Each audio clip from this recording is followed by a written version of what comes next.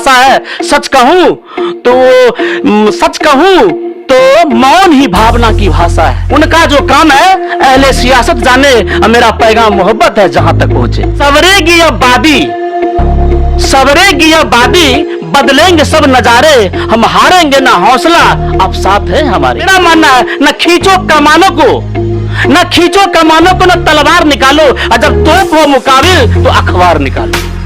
इसी खंडहर में कहीं दिए हैं कुछ टूटे हुए, इन्हीं से काम चलाओ बड़ी उदास रात है। मेरे जो पास संसाधन है, जो मेरे पास कर्मी है, उन्हीं के बल पर मैं बीआरसी को एक ऊंचाई प्रदान करूंगा। ये मेरा सपना है, ये मेरा लक्ष्य है। नमस्कार, मैं इस समय हूं औरंगाबाद जिले के गोप प्रखंड मुख्यालय में और बीआरसी परिसर में खड़ा हूं। मैं आपके साथ हूं सुनील बॉबी और आप इस समय देख रहे हैं। आज मैं एक ऐसे पदाधिकारी से मिलाने के लेकर आया हूं कि आप उनसे मिलिए जो पदाधिकारी तो कम और शिक्षक ज़्यादा नज़र आते हैं। हमेशा सोशल मीडिया पर सक्रिय रहते हैं और अपनी बात को वह बखूबी ढंग से रखते हैं। कुछ अच्छा करने के लिए शिक्षकों को प्रेरित करते हैं। तो आइए हमारे साथ अंदर चलते हैं बीआरसी केंद्र में।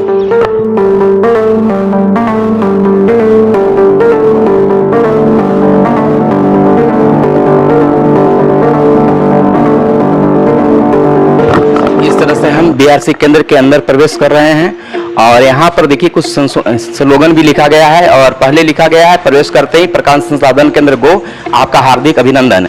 इधर अगर दूसरे साइड में अगर हम बात करते हैं तो यहाँ पर लिखा हुआ है शिक्षा जीवन जीने की कला है।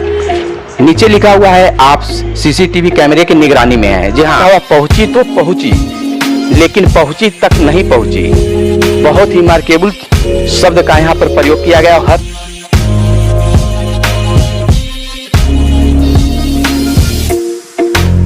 के बाहर लिखा हुआ सत्यमेव जयते। अब कितना सच्चाई है, क्या इनके मन में सकारात्मक भाव है, क्या गो में बदलाव करना चाहते हैं। ऐसे कहा जाता है कि गो पदाधिकारी आना नहीं चाहते हैं लेकिन आ जाते हैं तो जाना नहीं चाहते हैं। लेकिन क्या रहा है तमाम गो के लोग जानते हैं, लेकिन इस पदाधिकारी में क्या ऐसा भाव है। जो शिक्षक पहले भागा करते थे पदाधिकारी से मिलने से, आज उनके नजदीक जाते हैं। मैंने पहले भी बताया है कि पदाधिकारी कम और शिक्षक ज्यादा नजर आते हैं।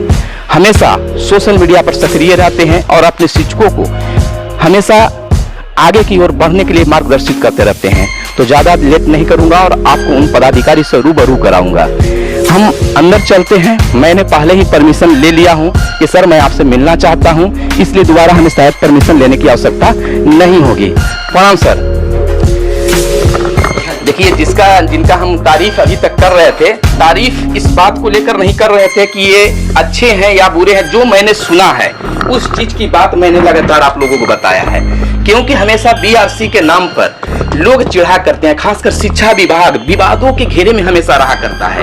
लेकिन अब बीआरसी में जो शिक्षक हैं अपने आप को आने में गौरवान्वित महसूस करते हैं, क्योंकि ऐसे अगर पदाधिकारी जो अभिभावक के रूप में, पदाधिकारी तो कम शिक्षक के रूप में ज्यादा नजर आते हैं। शिक्षक जो डरा करते थे पदाधिकारी के नाम पर, आज उनसे मार्गदर्शन लेने के लिए व्याकुल रहते हैं और बिना झिझक के उनके नजदीक आना चाहते हैं। तो हम आप उस शख्सियत से आपको मिलाना चाहेंगे जिनके लिए मैंने इतना कुछ कहा है। सरकार चाहती है कि गुणवत्तापूर्ण शिक्षा बिहार में हो, लेकिन यह पदाधिकारी चाहते हैं कि गुणवत्तापूर्ण शिक्षा की जो परिकल्पना बिहार सरकार यानी नीतीश कुमार करते हैं उनको धरातल पर उतारें, और हमेशा प्रयास करते हैं। इसी प्रयासों के बीच ये विवादों में घिर जाते हैं। आरोप लगता है लेकिन आरोप से वह हमेशा उभरते रहता है, सत्य का जीत होता है और जीतते आए हैं। सर आरोप तो हमेशा आप पर लगता है। सबसे पहले बता दूं कि प्रखंड शिक्षा पदाधिकारी गो जिनका नाम नंदलाल प्रसाद है और बहुत कम समय पहले ही आए हुए हैं, लेकिन बहुत बड़ा बदलाव कर चुके हैं। सर आपको मेरे चैनल में स्वागत है। जी सर, प्रथम आपको भी मगध संवाद से जो चैनल है आपका, मैं अपने ऑफिस में आपका हार्दिक अभिनंदन करता हूं और वंदन करता हूं कि आप इसी तरह मतलब कि शिक्षा विभाग के जो अंदर बाहर का चीज है उसको आप बाहर जनता को दिखाएं ताकि जनता को सीख मिले। जी सर आप पर आरोप लगते रहते हैं, कभी कहते हैं कि शब्दों का ये प्रयोग ढंग से नहीं करते हैं, कभी करते हैं कि शिक्षकों को ये प्रताड़ित करते हैं, लेकिन हमेशा विवाद में आप आते हैं, लेकिन विवाद निराधार साबित होता है। तो आपके मन में ऐसा लगता होगा कि जिस काम के लिए, जिन लोगों के लिए हम ऐसा काम कर रहे हैं, वही लोग हम पर आरोपित करते हैं, तो आपको तो मन खिन्न होता होगा सर। जी, आरोप तो लगना चाहिए, किसी पर आरोप लगना चाहिए, लेकिन उस आरोप का सत्यता होना चाहिए। लेकिन जब तक आरोप सही नहीं होता है तो उस आरोप लगाने वाले की अपने अंदर में झांक के देखना चाहिए कि हमारे ऊपर क्यों लगाए। कहा गया है कि चेहरा खुली किताब है, उन्वान कुछ भी दो और जिस रुख से पढ़ोगे मुझे जान जाओगे। आरोप तो लगाए, बहुत लगाए, लेकिन सारे आरोप निराधार हैं। मैंने जो जो मुझे आरोप लगाए, मैं उस आरोप को माननीय जिला शिक्षा पदाधिकारी, माननीय डीएम साहब, एसपी सर, उप विकास आयुक्त, शिक्षा मंत्री, आदरणीय हमारे मानव संसाधन विकास, जितने भी पदाधिकारी हैं, सबों को मैंने कॉरेस्पॉन्डेंस किया और हमारी बातों में सच्चाई पाया कि नहीं, आरोप बिल्कुल ही बेबुनियाद है। आरोप ये लगाते हैं कि शब्दों का, जहां तक अपने चयन की बात की, ये शब्द का चयन ठीक से नहीं करते हैं। शब्द तो शोर है, हताशा है, तमाशा है, भाव के सिंधु में सब बतासा है। सच कहूं तो मौन ही भावना की भाषा है। ऐसी बात नहीं है कि जिनको शब्दों का प्रयोग करने में आता हो, भला वो पदाधिकारी हो ही नहीं सकते हैं। शब्दों का चयन तो मैं बिल्कुल जो मानक के अनुसार है, जो जनता के अनुकूल है, जो शिक्षकों के अनुकूल है, जो होना चाहिए, मैं बेहद ही संजीदगी से उसका पालन करता हूं। कहा गया है कि साहित्य समाज का दर्पण होता है, और साहित्यिक शब्दों में बीओ साहब ने हर बात को आपके बीच बखूबी रख दिया। और जिसके पास साहित्य की शक्ति होता है, वह कभी समाज से हार नहीं सकता है, वो गलत करने वाले से कभी हार नहीं सकता है। सर, हम आपसे जानना चाहेंगे कि यहाँ के जो शिक्षक हैं, आपको पदाधिकारी कम शिक्षक के रूप में मानते हैं कि वो तो एक शिक्षक के रूप में कार्य करते हैं, हमको एक मार्गदर्शित करते हैं। आपने ऐसा क्या दिखाते हैं शिक्षकों के बीच कि वो आप उनके सामने जाते हैं तो वो आपके हो जाते हैं? दरअसल बात यह है सर कि यह बात बहुत कम देखने को मिलता है कि लोग पदाधिकारी अपने आप को मन रिजर्व रखना चाहते हैं, जिससे बहुत ऐसे शिक्षक हैं जो उनसे रूबरू होना नहीं चाहते हैं, चाहे उनकी अंदर में क्या कहना चाहते हैं, क्या नहीं करना। मेरे में ये खराबी कहिए या अच्छाई कहिए, मैं चूंकि शिक्षक पेशा से यहां आया हूं, चूंकि मैंने लगभग 30 साल की मैं शिक्षा मैंने टीचर के रूप में सेवा किया हूं। मैं टीचर की दुख दर्द को भली भांति जानता हूं, इसलिए मैं शिक्षक के करीब में रहता हूं। क्योंकि शिक्षक की जो मैंने संवेदनाएं होती है, जो उनके अंदर की भाव होते हैं, मैं उनको मैंने बेहद संजीदगी से जानता हूं। इसलिए मैं शिक्षक जो मन में भाव उत्पन्न होते हैं, उस भाव को मैं परख लेता हूं। ये क्या बात कहना चाह रहे हैं, इनके उन्हें प्रश्न क्या उठ रहा है। मैं अपने आप को पदाधिकारी मानता भी नहीं हूं, और इंशाअल्लाह शुक्र करे परमात्मा को पदाधिकारी का थोड़ा सा बू हमें नहीं आवे, ये अल्लाह ताला से हम प्रार्थना करते हैं, गुजारिश करते हैं। चलिए देखिए, सर ने बहुत कुछ बातें आप लोगों के बीच रखी, लेकिन हमेशा एक शिक्षकों का शिकायत रहा कि पदाधिकारी स्कूलों पर टूट जाते हैं और कहना रखता है कि स्कूल को सुधारने से पहले बीआरसी को सुधारो, और बीआरसी को सुधारने के लिए बीआरसी कार्यालय के चप्पे चप्पे जगहों में सीसीटीवी कैमरा लगा दो। जो पदाधिकारी खिलाफ किया करते थे कि यहां सीसीटीवी कैमरे की क्या जरूरत है, लेकिन ये ऐसे पदाधिकारी हैं कि आते ही जहां रंग रोगन करवा दिया तो सीसीटीवी कैमरे लगा दिया। सर, आपका काम धंधा कैसे चलता है जब सीसीटीवी कैमरे लगा दिए? जी, काम धंधा सर, जो मेरा करने काम धंधा में तो पूर्ण पारदर्शिता होनी चाहिए। जो आज के जमाने में पारदर्शिता हमारे ख्याल से नहीं हो रहा है, लेकिन मैं चाहता हूं उनका जो काम है अहले सियासत जाने, मेरा पैगाम मोहब्बत है जहां तक पहुंचे। ये कोई जरूरी नहीं है कि मेरा यही कहना है कि मैं अपने काम को एक स्वच्छ छवि के रूप में निखारना चाहता हूं, ताकि दुनिया को एक नई सीख मिले। और आप जानिए, मैं इस सीसीटीवी कैमरा जो लगाया हूं, हमारे जो पदाधिकारी हैं, माननीय दीनानाथ विश्वकर्मा बाबू, स्थापना डीपीओ, डीओ साहब, जितने भी पदाधिकारी हैं, डीओ साहब, हमारे बीडीओ साहब, सीओ साहब, सभी ने तारीफ की कि नहीं, आपने बहुत अच्छा काम किया है, कि वर्क ट्रांसपेरेंसी होना चाहिए। मेरा काम सब पूर्ण रूपेण मैं चाहता हूं, मैं जिस दिन से आया हूं, सवरेगी या बादी बदलेंगे सब नजारे, हम हारेंगे ना हौसला, आप साथ हैं हमारे। आप जैसे मैंने संवेदनशील इंसान, या तो यूं कहूं, आप तो आजकल तो मैंने पत्रकारिता की हालत हो गई कि छोटे छोटे जो न्यूज पॉइंट नहीं है वो न्यूज भी छाप देते हैं। लेकिन मेरा मानना है, न खींचो कमानों को, न तलवार निकालो, और जब तोप हो मुकाबिल तो अखबार निकालो। बहुत बहुत धन्यवाद सर। इस तरह की बड़ी बातें हमारे साहब के साथ में है। अब कहा जाता है कि अगर सीसीटीवी कैमरे लग जाएं तो कहां से चलेगा, लेकिन इनका तो सोच कुछ और लगता है। ये चाहते हैं कि अगर जब तक मैं यहां हूं तब तक ये बदलाव करके जाऊं कि जो बीआरसी पर धब्बा लगा है, धब्बा लगाए जाते हैं, शिक्षकों में भय का जो माहौल बनता है उसको मैं निकाल दूं। पहले भी जब मैं आया करता था तो यहां देखा करते थे कि शिक्षकों की एक जमवाड़ा लगती है। साहेब चाहते तो उन पर कार्रवाई करके आना जाना रोक देते, लेकिन इन्होंने ऐसा डंडे चलाया कि सांप भी मर जाए और लाठी भी नहीं टूटे। इस तरह का कार्य किए हैं सर। इसी खंडहर में कहीं, ये खंडहर है, इसी खंडहर में कहीं दिए हैं कुछ टूटे हुए, इन्हीं से काम चलाओ बड़ी उदास रात है, इन्हीं से काम चलाओ बड़ी उदास रात है। मेरे जो पास संसाधन है, जो मेरे पास कर्मी है, उन्हीं के बल पर मैं बीआरसी को एक ऊंचाई प्रदान करूंगा। ये मेरा सपना है, ये मेरा लक्ष्य है।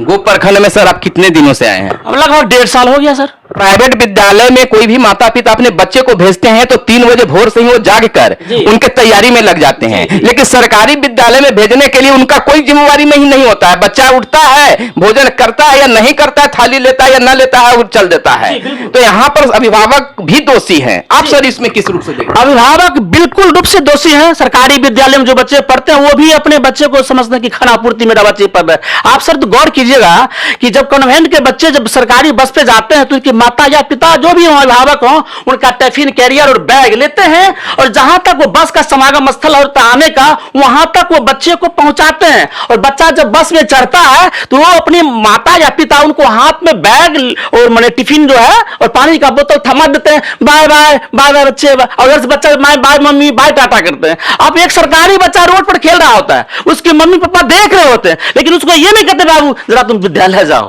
लेकिन वही तक उसको विद्यालय भेजेंगे तो शिक्षा जरूर कुछ न कुछ तो पढ़ाएंगे ही पढ़ाएंगे। इसलिए अभिभावक को भी जागरूक होना सर बहुत जरूरी है। शिक्षकों का एक आरोप यह भी लगता है, चाहे बच्चे भी बताते हैं, कि पदाधिकारी जांच करने के लिए विद्यालय में तो आते हैं, लेकिन वो डायरेक्ट कहां जाते हैं? क्लासरूम में नहीं जाते हैं, वो जाते हैं मध्याह्न भोजन जहां बन रहा है, कलछुल से निकालकर दाल की क्वालिटी चेक करते हैं, आप सब्जी की क्वालिटी चेक करते हैं, सीधा हेडमास्टर के कक्ष में जाते हैं और उनको धर लेते हैं। और बाकी शिक्षकों से बात करना भी लाजमी नहीं समझते हैं। और बच्चे की पढ़ाई सिलेबस कहां, इसको जानकारी आप भी सर यही किया करते हैं? सर लीक लाख गाड़ी चले, लीक लाख गाड़ी चले, लीके चले कपूत, और लीक छोर को 3 चले, शायर सिंह और सपूत। आपने कहा जो खिचड़ी का मतलब डिब्बा में जाकर कड़छुल से ऐसे उलटते हैं और सीधे हेडमास्टर कक्ष में चले जाते हैं, इसका जस्ट मैं विपरीत हूं। क्योंकि लीक लाख मैंने कहा जितने भी आदमी पदाधिकारी हैं मेरे समझ से वो लीक पर चलते हैं, मैं उस लीक से हट के चलता हूं, इसलिए थोड़ा मुझ पर आरोप लगता है। इसलिए कि मैं जब विद्यालय में प्रवेश करता हूं तो सर्वप्रथम मैं वर्ग में प्रवेश करता हूं कि शिक्षक वहां क्या कर रहे हैं, कौन सा विषय पढ़ाते हैं, कौन सा पाठ पढ़ाते हैं। मैं चुपचाप जाकर के 2 मिनट देखता रहता हूं कि क्या इनका पाठ क्या, वस्तु क्या, बच्चे का ध्यान किधर है। जब उस बच्चे से कुछ उनके पूछते हैं सामने में, वो बोला इस सर जो पढ़ाए सो इसमें आप बताइए तो हम क्या समझे, आप तो सारे बच्चे क्यों गौन हो जाते हैं। तो शिक्षक को मैं बाद में समझाता हूं कि सर आप पढ़ाए और मैंने बच्चों से क्रॉस किया तो कुछ जवाब नहीं दे पाए। मैंने 1.5 साल जब इंस्पेक्शन जहां किया हूं, जिस विद्यालय में गया हूं सर, मैं पहले क्लास में जाता हूं, उसके बाद औपचारिकता करने के लिए प्रधानाध्यापक के कक्ष में प्रवेश करता हूं। चूंकि हमसे वरीय पदाधिकारी इंस्पेक्शन रिपोर्ट मांगेंगे तो फला उनको भी देना है, तो इसीलिए सर मैं कार्यालय में जाता हूं, अटेंडेंस देख लेता हूं कौन कौन है, तो विद्यालय में ही पता चल जाता है कौन है। एक औपचारिकता है, वो बात की चीज है, लेकिन पहले बच्चों को देखना। और मैं बच्चों क्लास भी लेता हूं सर, ये जान लीजिए, पर्टिकुलर के पाठ लेकर के उतना समझ नहीं आता है, लेकिन फिर भी मैं बच्चों को अपना स्पेशल पाठ कोई वो बच्चे कोई पूछना है तो पूछो और उसको मैं बताता हूं। और बच्चे को मैं एक बात कहा कि कई बार डूबे, कई बार उबरे, कई बार साहिल पे टकरा भी आए, तलाशे तलब में वो लज्जत मिली है कि दुआ कर रहा हूं कि मंजिल न आए, कि दुआ कर रहा हूं कि मंजिल न आए। कभी भी आदमी को अपने आप को फुल स्टॉप नहीं मानना चाहिए, हमेशा सीखने सिखाने की उनमें लगन रहनी चाहिए। चलिए सर, एक चीज और आपसे अंतिम सवाल होगा कि शिक्षकों में बदलाव हो, बिहार में शिक्षा में बदलाव हो, इसको लेकर आप अपने क्षेत्र के शिक्षक और पूरे बिहार के शिक्षकों के लिए आपका मुख्य संदेश क्या होगा? मुख्य संदेश सर ईमानदारी, कर्तव्यनिष्ठा। मैंने आपने स्लोगन देखा होगा, मैंने लिखा है अपना उपज है कि शिक्षकत्व तो पेशा नहीं, मर्यादाओं के दायित्वों का निर्वहन है। उसका जो पद मिला है उसका वो देखिए, एक जिंदगी नाटक है सर, एक ड्रामा की तरह हम लोग काम करते हैं। आपको शिक्षक ड्रामा में देखते, हीरो का रोल मिलता है, विलन का रोल मिलता है, एक छोटा सा मतलब अतिथि कलाकार भी होते हैं, सबका अलग अलग रोल होता है। लेकिन आप कभी कभी फिल्म देखते हो या आप अरे अमुक फिल्म में हीरो का हीरो से ज्यादा अच्छा तो जो झाड़ू लगाया था ना उसका रोल हमको बड़ा अच्छा लगा, वो हूबहू उतार दिया। तो मेरा कहने का मतलब जो पैसा मिला है उसका 100% उस पद के अनुरूप आप अपना फंक्शन दिखाइए, कार्य कीजिए, तब जाकर के हमारा ये देश, हमारा ये जो कार्य है वर्षों से जो हमारा ये रहा है कि अनेकता में एकता हमारी हिंद की विशेषता बोला गया है ना कि चमन में एक तलाफे रंगबू से बात बनती है, तुम ही तुम हो तो क्या तुम हो, हम ही हम है तो क्या हम है। अपनी जिम्मेवारी निष्ठापूर्वक निभाइए, कहीं कोताही नहीं कीजिए, ईमानदारी में चोरी मत कीजिए। ये कीजिएगा तो हमारा देश विश्व गुरु बनने से शायद कोई नहीं रोक सकता है, और शायद उस पद पर हम अग्रसर हैं भी। वीडियो लंबी नहीं हो, मैं यहां पर समाप्त करना चाहूंगा, लेकिन आपको बताना चाहूंगा कि अगर पदाधिकारियों में इस तरह का अगर जोश हो तो पड़ताल की जरूरत होती है। मैं एक दिन समय निकलकर पूरे दिन साहब के साथ में रहूंगा, मास्टर स्ट्रोक करूंगा। ये दिन भर क्या किया करते हैं, कैसे विद्यालयों में जांच करते हैं, दिन भर इनके साथ रहेंगे और पूरी मास्टर स्ट्रोक तैयार करेंगे। धन्यवाद। जय हिंद, जय भारत, वंदे मातरम।